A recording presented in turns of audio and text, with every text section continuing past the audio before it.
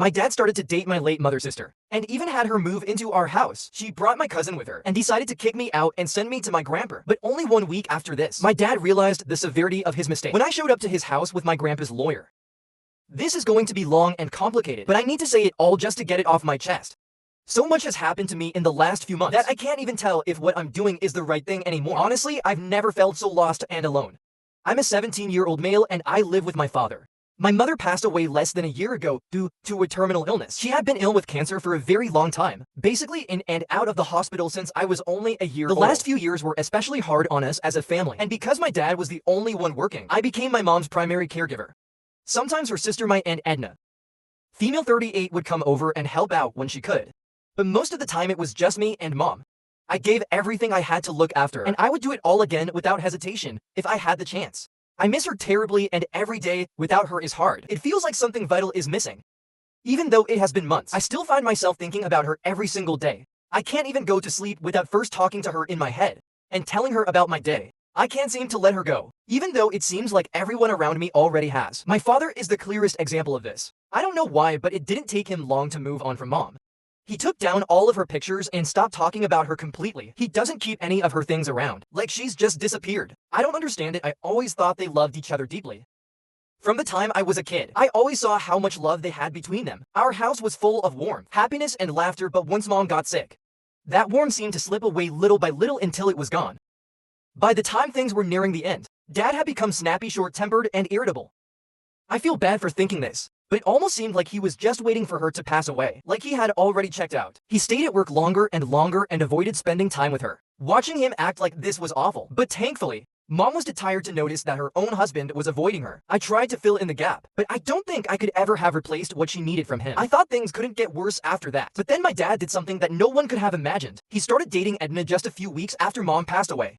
I don't think I've ever been this angry or felt more betrayed in my entire life. How could he move on so quickly? My parents were married for 20 years. How was it so easy for him to just replace her with someone else? And not just anyone, but with her own sister.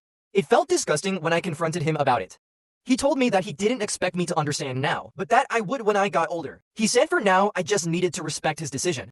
I told him that I hated him and that I would never, under any circumstances, respect his decision to date my mom's sister. I asked him how he could move on so easily after everything, and he didn't even respond. We had a massive argument, and I called him names I probably shouldn't have. His only defense was that I would understand his point of view. When I got older, I told him that he was a disgusting excuse for a man, and that I hoped I would never turn into someone like him. I knew I hurt him by saying that, but that's what I wanted. I wanted him to feel the pain I was feeling, to feel even a fraction of the betrayal I was feeling. I thought about how much it would have crushed my mom. If she knew what was going on so soon after her death, she would have been devastated. It all felt so vile, and somehow everyone was acting like I was the villain because I wasn't accepting their relationship. Even an Edna tried to talk to me about it, saying that I should be glad this was happening within the family so that it would be easier for me to move on and heal. I was furious. I wanted to scream at her. I told her that this wasn't some breakup I needed to get over and move on from. This was my mom's death and I wasn't ever going to move on. I told Aunt Edna that just because she had replaced mom and my dad's life didn't mean that she could replace her in mine too. She tried to argue that she wasn't looking to replace anyone, just to start a new chapter and a new family. I told her that I wasn't interested in being part of any new family. My family was my mom and dad, and if my dad wanted a new family with her at the cost of my mom's memory, then I didn't want to be a part of it. Both of them tried multiple times to convince me to come around, but I refused to budge. It got so bad that I started locking myself in my room all the time. I would only come out to eat or go to school. I shut my dad out completely, and eventually he stopped trying to talk to me altogether. It felt like we were in a stalemate. Neither of us would talk to the other, and the silence was suffocating. It was like living in a toxic environment, and I could feel that my dad was just waiting for me to give in and accept what was happening. But I stayed firm. I knew he didn't need my approval for anything. But I also knew that I would never accept something like this, especially not so soon. I thought things couldn't get worse.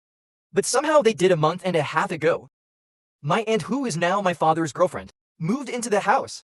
Things between my dad and me were still completely unresolved, and he didn't even tell me that she was moving in. I just woke up one morning to find her, and all of her stuff in our house. I was completely caught off guard. I asked her what was going on, but she didn't say anything and went straight to her room. I went to my dad and asked him what was happening, and all he could say was, "Oh, so now you want to talk to me?" I felt like punching him in that moment, but I held back. It felt like this wicked woman wasn't satisfied with just taking my mom's place. In my dad's life, she had to take over her home too. Every moment I spent in that house after that felt like I was suffocating. I had already moved most of my mom's things into my room, and that was my only comfort. I knew that if Anadna got the chance, she would try to throw my mom's stuff away or discard it, so I took what I could to protect it. She even tried to ask my dad where mom's things were kept, but he told her I had them in my room. She's tried multiple times to enter my room on different excuses, but I refused to let her in. I can't stand the idea of her being in the same space as my mom's belongings. I even lock my room whenever I leave the house because I don't trust her not to mess with my stuff while I'm gone. I just want to leave this house altogether. Things took another turn 2 weeks ago when Edna's daughter, Rachel 19 female, came home. Rachel and I used to be really close since we were about the same age. And growing up, she felt like a real sister to me. But after my mom got sick, I spent most of my time taking care of her, and Rachel and I drifted apart. We still kept in touch, but we weren't as close as we had been before. So when she moved into the house, part of me was relieved because I thought I might finally have someone to talk to. But then my dad told me that since there wasn't enough room in the house for people, I would need to stay at a friend's place for a few days until they figured something out. I was in disbelief. I asked him why if there wasn't enough room. He allowed Rachel to move in.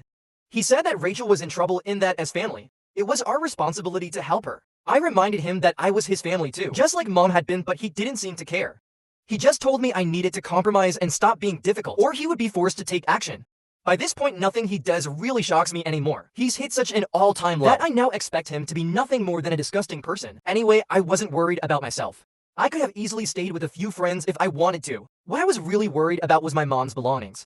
I knew that the moment I left, and Edna would take that chance to mess with her things, and I wouldn't be there to stop it. My dad doesn't care enough about me or his deceased wife to stop Edna from doing whatever she wanted. The thought of something happening to my mom's stuff made me sick with worrying, so I couldn't bring myself to leave. I went straight to my room and locked myself in.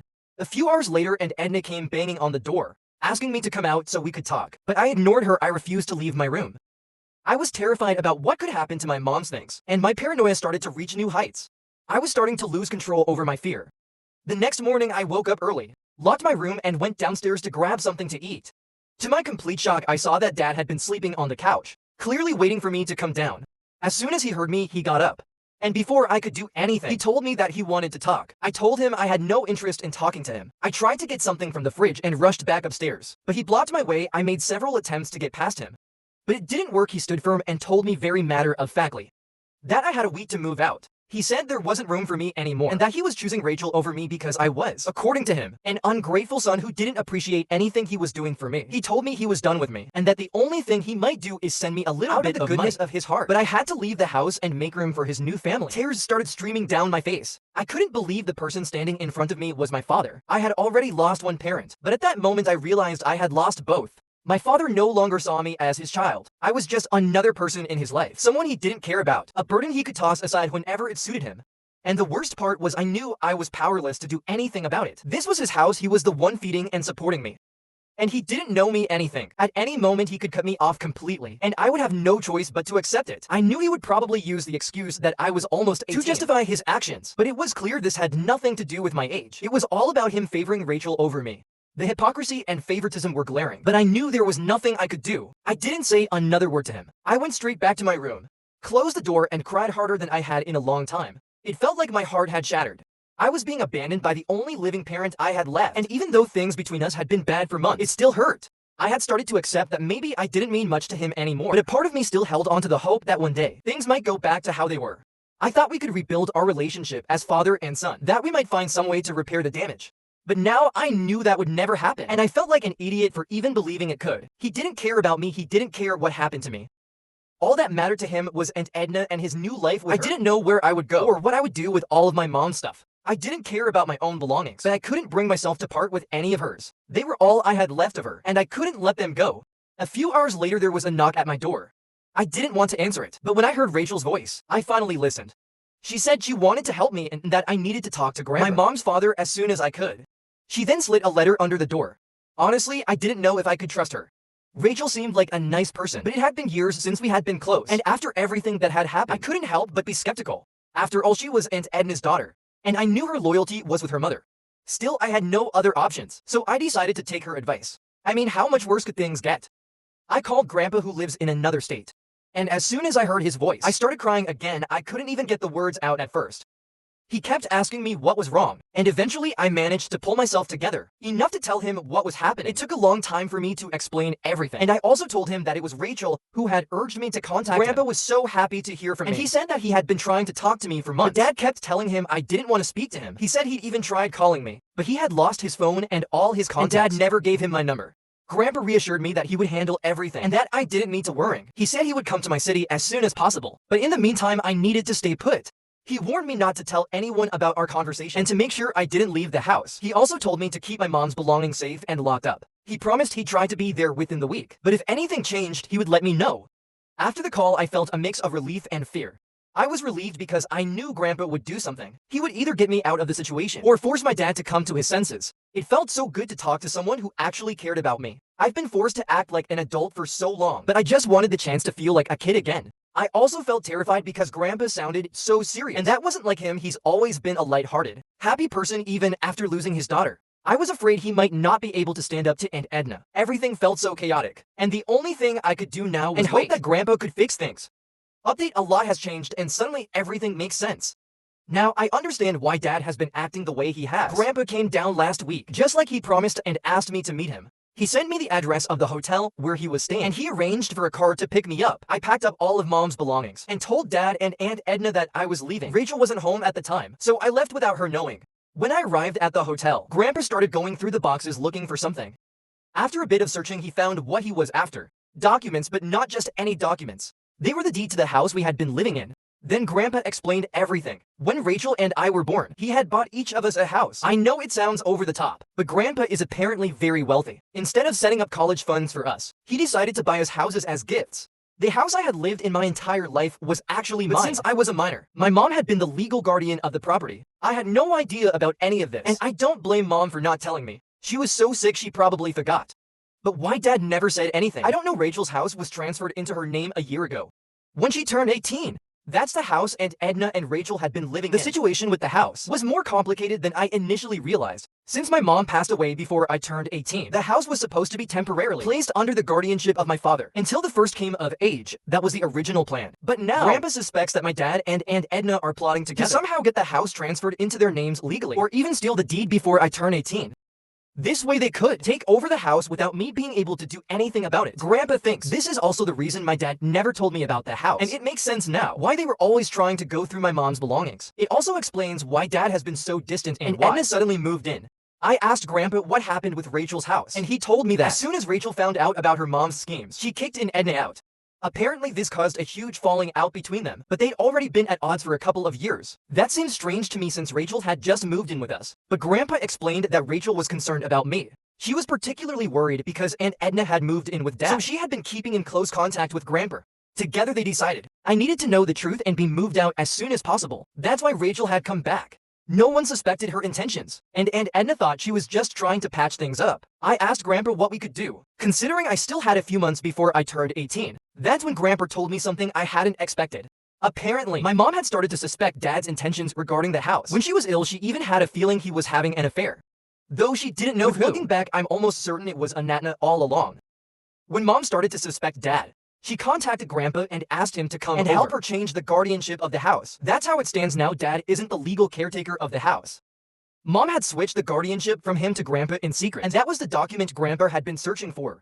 Dad had no idea about it, which means all of his attempts to take control of the house were in vain because he never had any legal guardianship over it. In the first place, I know I'm not using the exact legal terms, but this is how Grandpa explained it to me.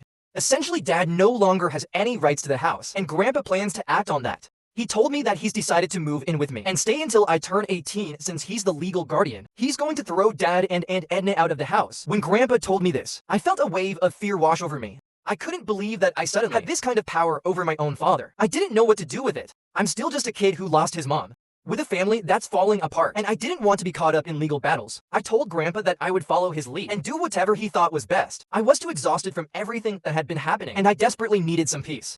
Grandpa reassured me that I didn't need to worry, but all I could hope for was that things would resolve soon, because I didn't have the strength to deal with any more drama or pain. I felt completely drained, broken, and all I wanted was to be free from this nightmare.